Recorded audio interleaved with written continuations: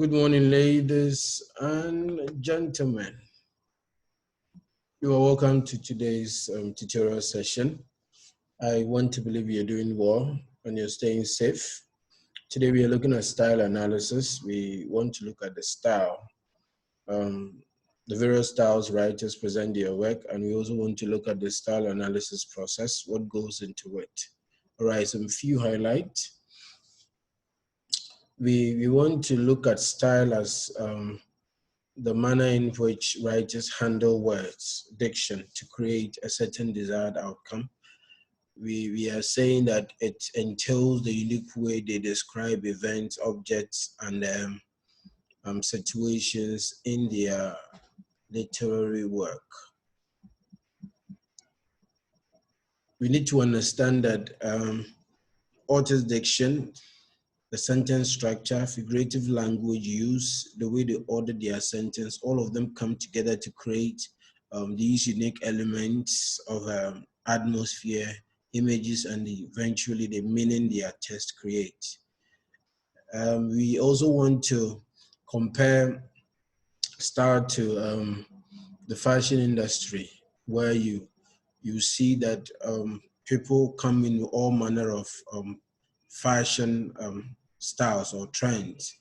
And so you know that we cannot wear the same thing we go to church, wear to school, and we cannot do same for the ones we take to the beach. And so the situation, the circumstances, the events, the time determine the kind of dress that we need to take to places, or it determines the manner in which we should appear. And so is style in writing. What the writers want to communicate, that they are certain, the things they have seen and heard, informs the way they present their work. We also want to say that the style that authors employ in their writing affects the way they interpret the facts or the information they want to give us. And we have some few examples below regarding the same issue and the different ways they have put it. So basically all the sentences we see highlighted in red are just talking about death. And we see that they have been presented in different diction. And so we have, he's sleeping with the fishes, he's going to meet his maker, and then he died. These are the three examples that I want to work with. He's sleeping with the fishes, create a certain aura, a certain atmosphere of serenity, peacefulness about the whole event. It's as if the person has lived all of their lives, and it's okay for the person to die. He's going to meet his maker. There's also that air of calm about whatever that has transpired, but then there's a religious twist or a religious touch to it. And then he died. He died is like the one speaking, the speaker does not really care about the situation. They couldn't be bothered about whatever that is happening. The person is dead, and so it should be.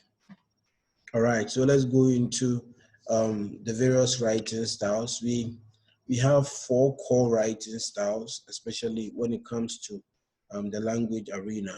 We have the narrative writing, the expository writing, the persuasive, and then the descriptive.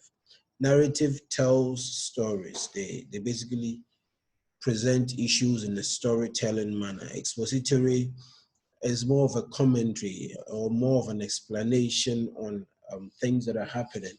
And then persuasive is just that kind of writing that gets you to agree on something, or agree with something, or agree to something that is being said. Persuasive, yes, that is what we just talked about. And the descriptive, it just describes situations, scenarios, and phenomena around the world and all over. So that is basically about the 4 main writing styles. But that, like I said, is more about the language. For literature, we have the following that are sort of an offshoot, or that are built upon the 4 main writing styles that we mentioned. So the language could be formal, the language could be informal, it could be journalistic in outlook, It could be archaic or what we have come to term the original. So formal, that there is that air of formality about it, if I may use that word again. And so we see examples of that in John Novel's separate piece. The fonts of the Dog Diaries and Diary of a Wimpy Kid can attest to the fact that the language is very formal, relaxed because of their target audience. Hemingway's The Old Man in the Sea has a certain journalistic angle to it. And then when it comes to Shakespeare, you and I know that he is into the Tao, the Dan, and what have you.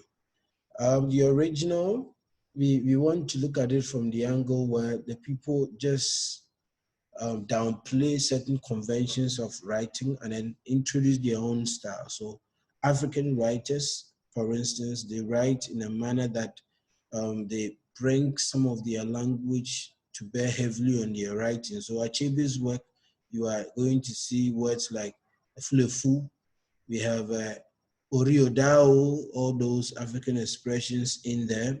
Likewise, Peyton's Cry the Beloved Country, and then Efo Kojo Mawugbe of Ghana, whose a woman in the chest of a woman, sorry, is one piece that has a very distinctive style, choosing to use leg for a chapter, which you are not going to find anywhere.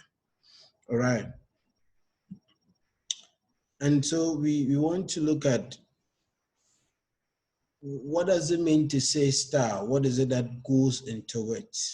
So we are looking at aspect of style. We are looking at the fact that when we talk of style, we have point of view, we have symbolism, we have the diction, we have the tone, we have the atmosphere, we have imagery, voice, syntax, narrative techniques, and figurative language. So to look at the style is to look at all these elements that we have listed. It means you have to look at the point of view of the work. That is the angle from which the writer tells a story or her story.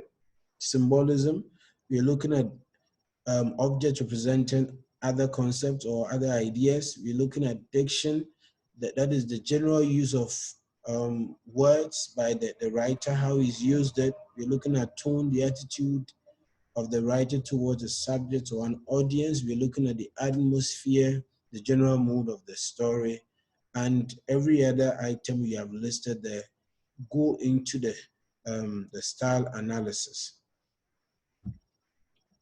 Quick to the style analysis process, we want to compare that to a language analysis in a language arena. And we are saying that in literature, both of them are practically the same thing.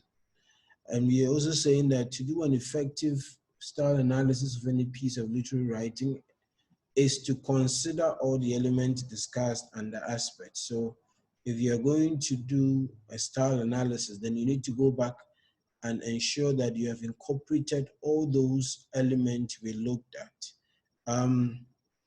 There is no defined way of going about it. In other words, there is no order to go about the doing of the analysis, but a few practical suggestions as to how to start. We want to look at you first touching on the point of view of the story, the narrative techniques, the voice, the atmosphere, figurative expressions, and then others. It is instructive to note that for every one of these techniques, you would have to cite a textual evidence to support your argument. So you are saying that the point of view is in the first person or in the third person. Why do you say it's in the first? Why do you say it's in the third? You should be able to cite evidence. You are saying that the narrative technique employed is that of the omniscient narrator. Why do you say so? Cite evidence.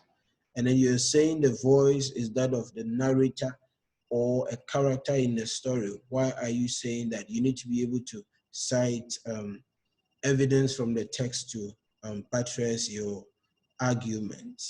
All right, so this is what goes into the style analysis process. We want to, in the next slide, look at a situation where the style has shifted or it has changed. And so we want to use Shakespeare's Romeo and Juliet. And then we just look at an example over there. So there's Act 1, I think scene 1 of Shakespeare's Romeo and Juliet, where we meet Samson and Gregory. So to our left is the original language that it's used, and then to our right is the modern version or the new style that has been adopted. All right, so let's read the first two lines. Gregory, on my word, we will not carry coals. No, for then we should be colliers. Now, looking at the language over here, it's not only archaic, but then it's structured in such a way that it's not easy to comprehend. But then let's look at the new style where it is a more contemporary language, and then one that is very informal and friendly to modern users of the language. So it says, Gregory, I swear we won't put up with your crap. You won't find a lot of people using the word crap, but then here we find crap, and it's very friendly to users of the language in our time. No, because we'll be waste removers. And that again is something that we can all identify with. So basically, that is about style in literature. The fact that it talks about the manner in which writers present their work to give it a certain distinctive style. We can call it writer's signature, something that uniquely identifies them. This is where we bring our session to a close. I want to believe you have picked something up for today. In the meantime, I want you to go into your lesson guide and pick the task that you were instructed to do and get it done beautifully. We'll see you another time. Have a good day. Bye-bye.